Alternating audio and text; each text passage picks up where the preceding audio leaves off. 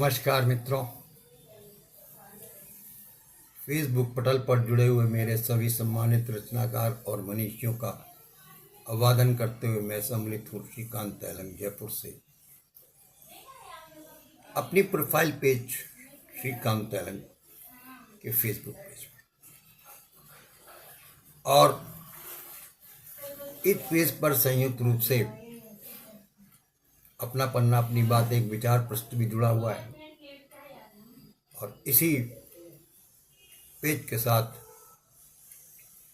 मेरी लकीरें मेरी कविताएं साहित्यिक और सांस्कृतिक समूह भी आपके साथ जुड़ा हुआ है।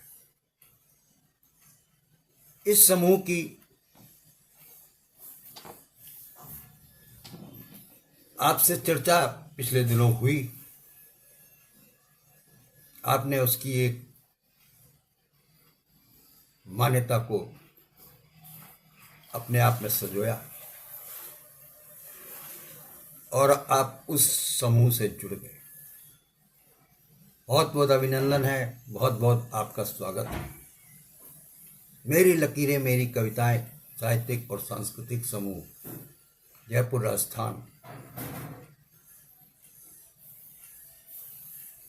का स्थापना 17 अगस्त 2025 को हुआ। इस समूह की स्थापना के पीछे एक उद्देश्य मेरी कविताएं की एकल काव्य पुस्तक मेरी लकीरें मेरी कविताएं जो प्रकाशित हुई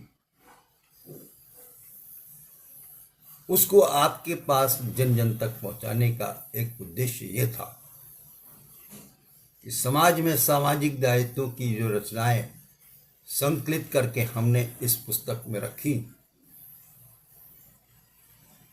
उन रचनाओं को पढ़ करके आपके जीवन में कोई भी परिवर्तन आता है, आप उस सोच से अपने को जोड़ सकते हो, उस सोच को क्रियान्वित करते हुए अपने आप में स्वयं में जो है एक सजग व्यक्ति के तौर पर अपने को देखते हो। तो मैंने उस कार्यक्रम को जोड़ दिया जिसका नाम है सजग नागरिक सम्मान कार्यक्रम वर्ष 2025। इस समूह का नाम है मेरी लकीरें मेरी कविताएं साहित्यिक और सांस्कृतिक समूह जयपुर राजस्थान और इसका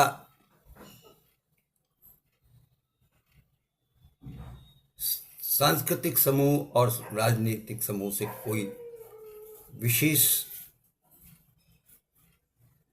जुड़ाव नहीं है।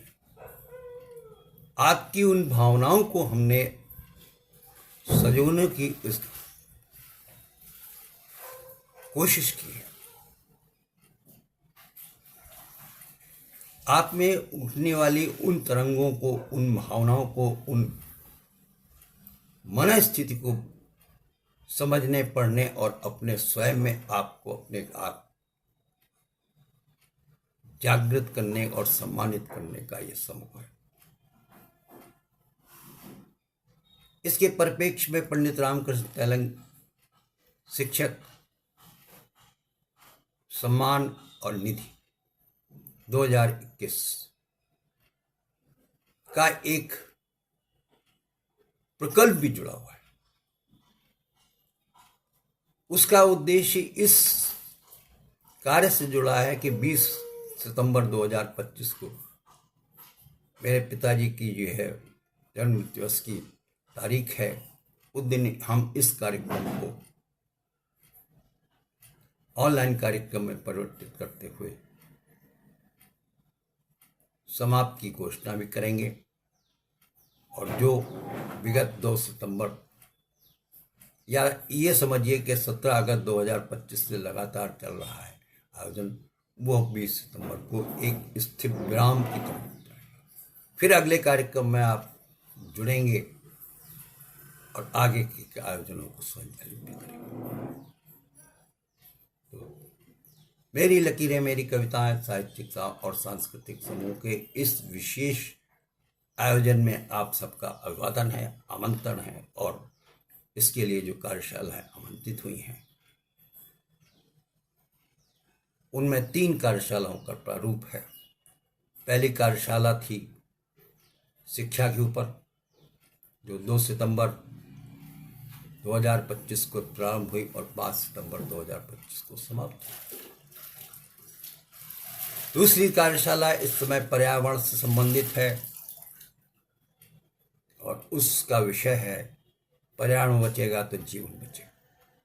उसकी अध्यक्षा डॉक्टर इंदिरा गुप्ता यथार्थ जी हैं और सह अध्यक्षा यति शर्मा जी। संचालन का दायित्व श्री सुधीर श्रीवास्तव जी द्वारा स्वयं किया गया है और संरक्षक इन आयोजनों के, इन कार्यक्रमों के विशेष या समूह के समझ लीजिए डॉक्टर रघुनाथ मिश्र जी स्वयं हैं। मैं आप सबके साथ इस समूह से जुड़ा हूं। समूह के संस्थापक अध्यक्ष के रूप में आपको प्रेरित करने के उद्देश्य से इस फेसबुक के ऐसे पेज पर आप आकर के 11 बजे आपसे मिलते हैं कि हम उन कार्यक्रमों में आपके साथ जुड़ करके आपकी भावनाओं को समझ सकें, सुन सकें और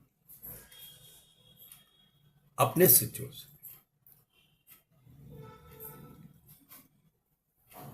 यह विषय बहुत अच्छा गंभीर था पर्यावरण के संबंध में।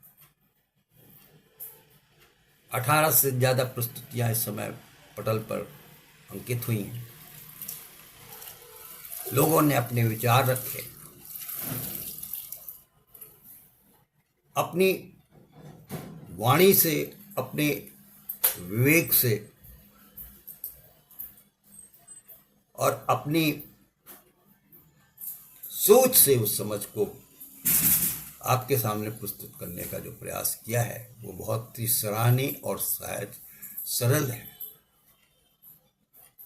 पर्यावरण संतुलन एक विषम परिस्थितियों में मानव जीवन को संतुलित करने का एक प्रारूप और लक्ष्य भी है। विकल्प ढूंढे जा रहे हैं, विकल्प सुझाए जा रहे हैं और विकल्पों में बहुत सी संभावनाएं तलाशी जा रही। ये कोई भारतवर्ष के अकेले विषय का एक विषय नहीं है, ये पूरे विश्व की एक समस्या है कि जहां ऑक्सीजन की अधिकता, ऑक्सीजन की कमी, ओजोन का होना और इसके साथ में दैनिक जीवन में, आपके जीवन में जो सहयोग मिलने वाला कार्य और कार्यक्रम है उसका क्या परिणाम।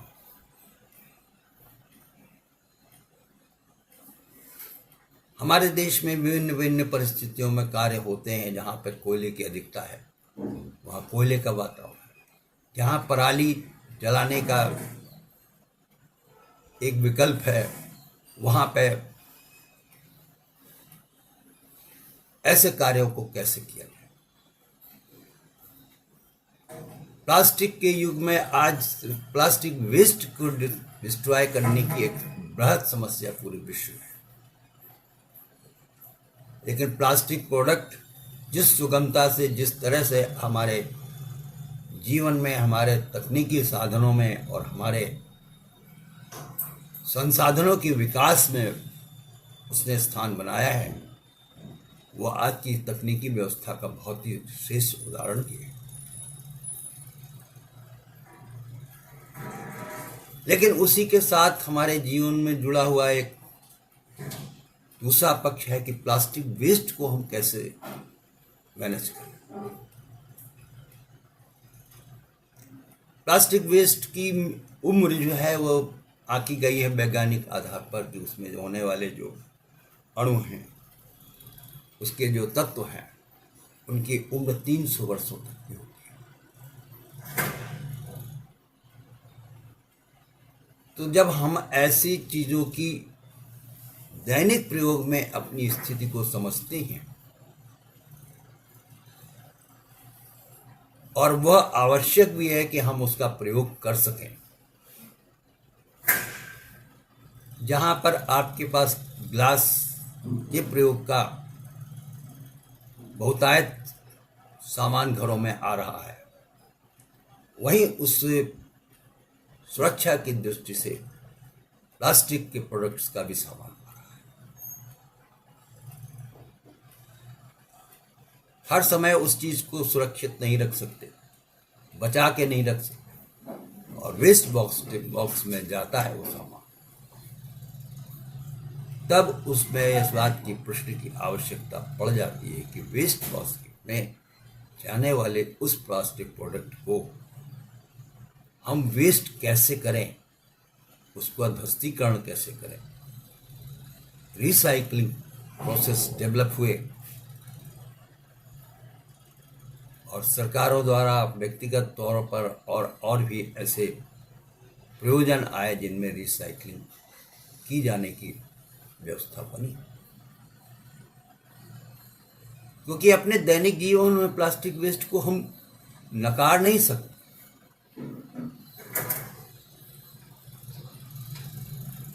शीशे और कांच के बर्तनों को नकार नहीं सकते, और आज वो पुराने जमाने का युग नहीं है कि सारा सामान हमारा जो मिट्टी के बर्तनों से बनता हो। अभी नई सब टेक्नोलॉजी आएंगी, प्रयोग होंगे, और बहुत से वैज्ञानिकों ने इस बात की चेष्टा की है कि इनसे रेडियोधर्मी उत्पादन जो हो रहा है वो हमारे स्वास्थ्य के लिए जो है नुकसान भी हो सकता है।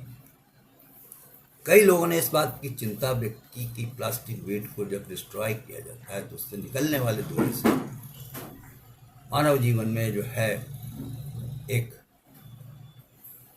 विपरीत वातावरण बनता है। उन फैक्ट्रियों में काम करने वाले लोगों की भी स्थिति को समझना पड़ता है कि जो प्लास्टिक प्रोडक्ट को निरंतर बना रहे हैं,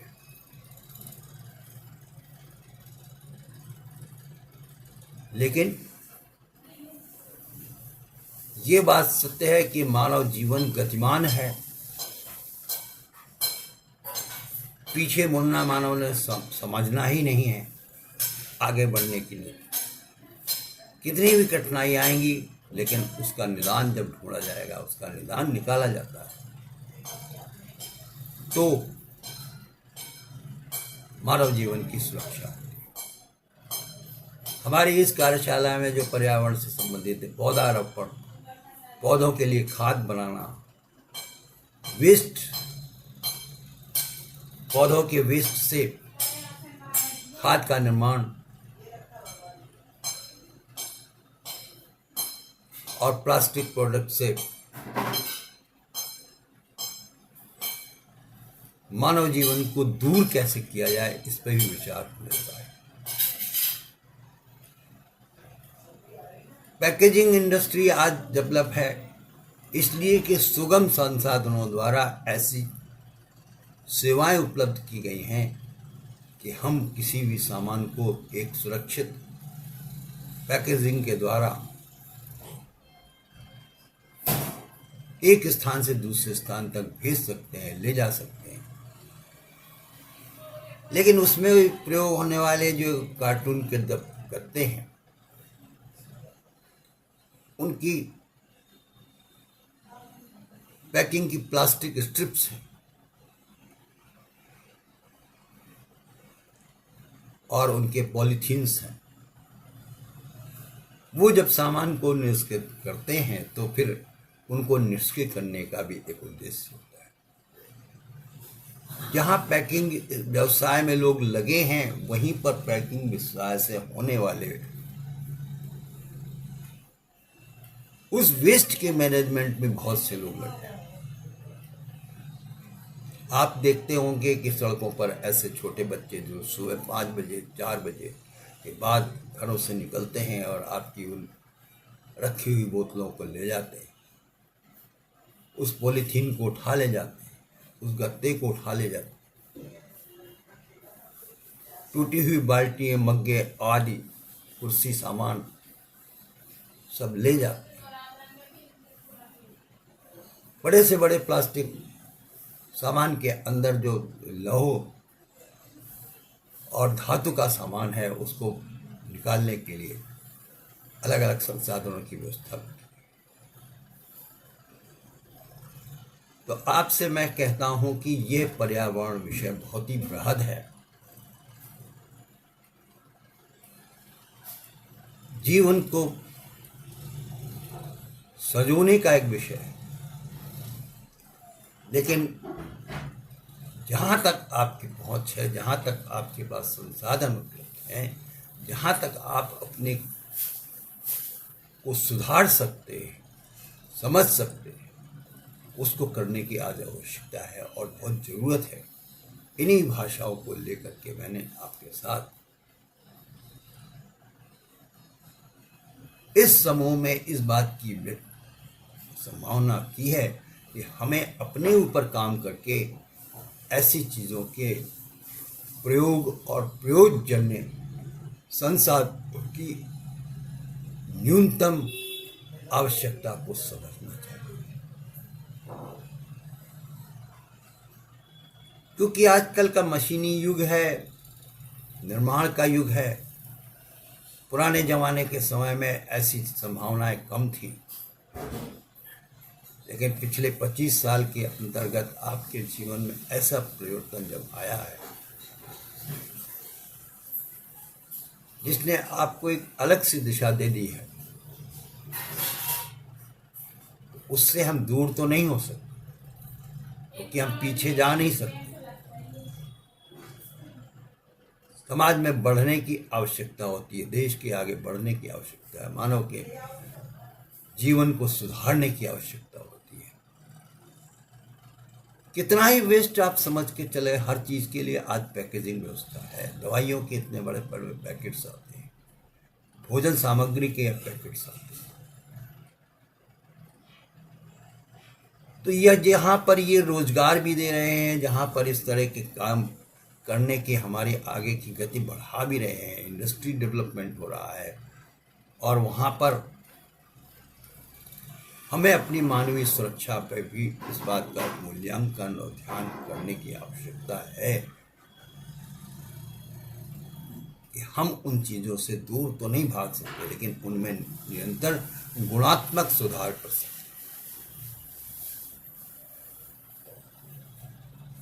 ऐसी कार्यशालाओं में किसी से विद्वेष नहीं है, किसी के प्रति विरोध नहीं है। उनकी कही गई बातों को हम और हमारा समूह या आपके समूह से जुड़े हुए लोग सोचने के लिए बाध्य हो जाते हैं, तो फिर आपको ऐसी चीज़ों पर विचार करना ही चाहिए। और ये एक व्यक्ति का कोई सामाजिक दायित्वों का समूह नहीं है।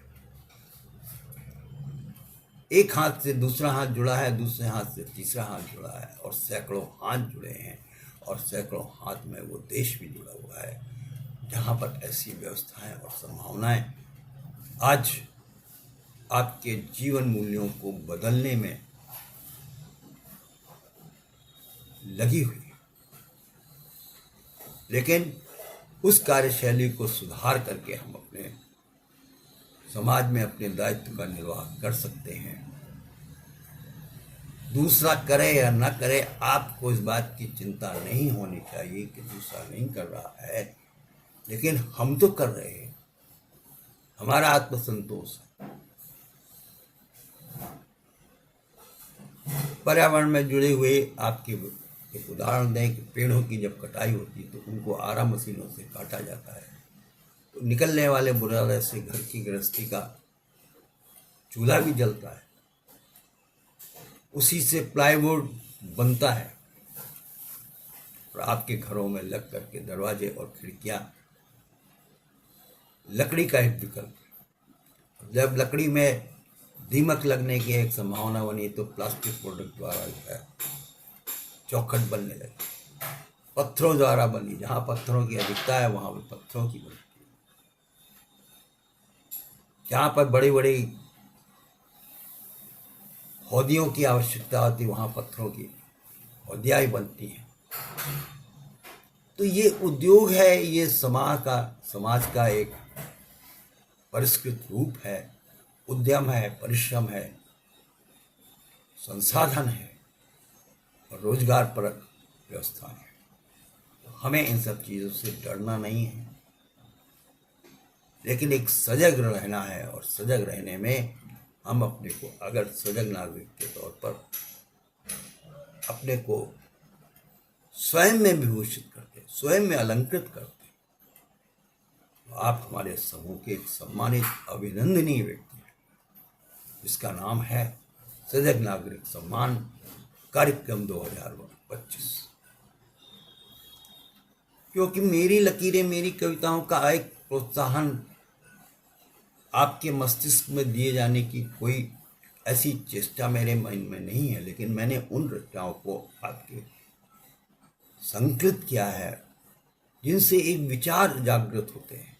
किसान खेती से जुड़ी संभावनाएं और उसकी रचनाएं, जब वो किसान मेड़ पर बैठ करके रोता है कि ऊपर से बादल निकल गया, पानी नहीं बरसा, तो उसकी भावनाएं, जब डोली में बैठ करके जाने वाली एक बालिका रोती है कि अभी तो हमारी उम्र 11 वर्ष है, हमें 25 वर्ष की अवस्था तक जीना चाहिए, हमें पढ़ना है, लिखना है, ऐसे विषयों को मैंने, जहाँ हमारे सजग प्रहरी के तौर पर हमारे समाज के सैनिक वर्ग जो है वो अपने पहाड़ों पर खड़े होकर के बंदूक लेकर के -45 डिग्री टेम्परेचर में अपने जीवन को लगा देते हैं और एक बोतल पानी से जीवन निकालते हैं, तो वहाँ की उनकी संभावना, जहाँ रेगिस्तान के ऐसे स्थानों पर जहाँ पर एक कटोरा पानी लेने में भी आपको जो है मुश्किल है, वहाँ जल संरक्षण के लिए हमने अपने प्रदेश में जल ऐसे बहते हुए देखा है, पीने का पानी बह रहा है, कोई नल बंद करने वाला नहीं, खेतों में पानी लगे या न लगे, लेकिन आपके गार्डन में अगर पानी बह रहा है तो उन लोगों के लिए सोचिए जो खेतों के पानी के लिए त्रस्त हैं। बोतलों में पानी मिल रहा है, लेकिन हम उन बोतलों में आधा पानी पी करके बोतल सड़क पर फेंक देते हैं, तो जल की जो है उस चीज को हम फेंक देते हैं जिसको हमने मूल्य चुकाया, और दूसरे के प्रयोग से उसको वंचित कर देते हैं, क्योंकि बोतल में भरा हुआ पानी बर्बाद जा रहा है और उससे निकलने वाले बोतल के वेस्ट को हमने सड़क पर ऐसे ही फेंक दिया, जिसकी हमें एक प्रॉपरली वेस्ट मैनेजमेंट में भेजना चाहिए। मैं तो आज सरकारों से, नगर निगम के लोगों से और उन समूहों से कहने की आवश्यकता, जो समाज के कार्य करते हैं, उनको कहना चाहिए कि वेस्ट मैनेजमेंट के लिए सड़कों पर ऐसे ऐसे ड्रम और वो बॉक्सेस लगाए जाए जहाँ पर लोग ऐसी चीज़ों को फेंक सकें। कुछ रेलवे स्टेशनों में रिसाइकलिंग की बोतलों के लिए पैसे मिलते हैं, 1 रुपए में आप बोतल फेंकिए और पानी भर के दूसरे बोतल में ले जाइए। तो सरकारें भी सोचती हैं, समाज भी सोचता है, हम भी सोचते हैं और आप भी सोचते हैं, लेकिन अगर हमारे समाज में हमें अपने आप में स्वयं में बदलाव हमने नहीं लाना है, तो किसी के द्वारा आपको कोई भी ऐसा प्रयोजन नहीं दिया जा सकता है जो आप में बदलाए। कोई ऐसा ये दैनिक इंजेक्शन नहीं कि सुबह हमने ठोक दिया शाम हाथ में और शाम तक हम बहुत ठीक हो गए कि हम तो समाज के बहुत अच्छे कार्य, लेकिन विचार नहीं बदलेंगे, सोच नहीं बदलेगी, समाज में आपका परिवर्तन आपसे ही आता है, समाज से नहीं आता, क्योंकि आप ही तो समाज हो। ये सोच लेकर के हमने इस पटल को बनाया कि आज हम 100 लोगों के पास पहुंच पाए हैं। 100 लोगों से जुड़े हुए 100 लोग जो है आपकी बात को सुनेंगे। उन 100 लोगों से जुड़ी हुई और 100 लोगों की बात को, तो इसी तरह से उसी श्रेणी में उसी दिन आपके 3000 से लोगों की ज़्यादा विचारों का परिवर्तन आप करो। तो मैं तो ये कहता हूँ कि मेरे पटल पर आपकी प्रस्तुति आ रही है, लेकिन साथ में आप अपनी सोच को अपने पटल पर अवश्य दीजिए। जिससे कि लोगों में आपके विचारों में बदलाव में जो परिवर्तन आ रहा है, आने की संभावना बन रही है, वो एक सामाजिक दायित्व में आपकी चेष्टा को बता सके। इन्हीं शब्दों के साथ पर्यावरण विषय पर चल रही इस संगोष्ठी में आप शामिल हैं। आइए, पधारिए और एक से एक हाथ जोड़ करके आप मिला करके आगे बढ़िए।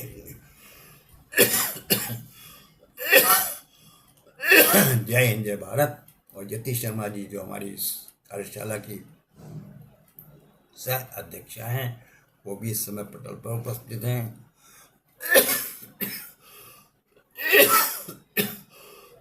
जुड़ी हैं, वो अपने विचार रखेंगी आगे। जय हिंद, जय भारत। धन्यवाद, नमस्कार।